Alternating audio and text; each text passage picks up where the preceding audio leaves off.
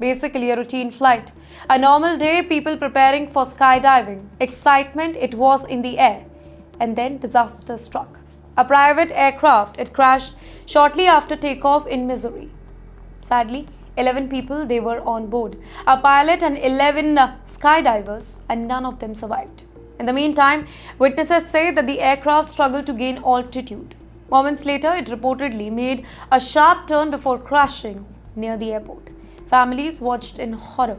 Emergency responders, they rushed to the scene, but there was nothing that anybody can do. In the meantime, investigators are now working to determine exactly what happened. Maybe a technical failure, human error, a technical error, nobody knows. Well, at this stage, questions greatly outnumber the answers here.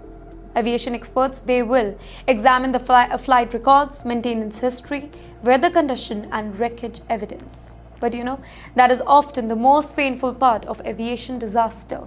Families want immediate explanations, but investigations do take time. Sometimes months, sometimes years.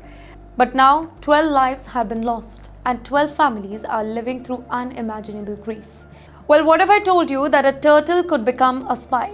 Or maybe a fish could become part of an intelligence operation? It sounds like a science fiction, right? Well, it sounds like something straight out of a Hollywood movie.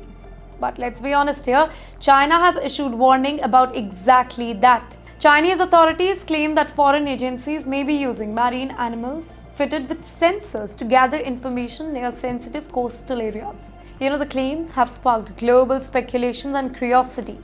Are these genuine security concerns? Is this information war, or is it just a meme?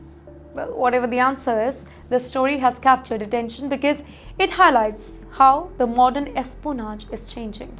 What makes the whole story even more fascinating is the timing. China is increasing activities around the US ally, that's Taiwan.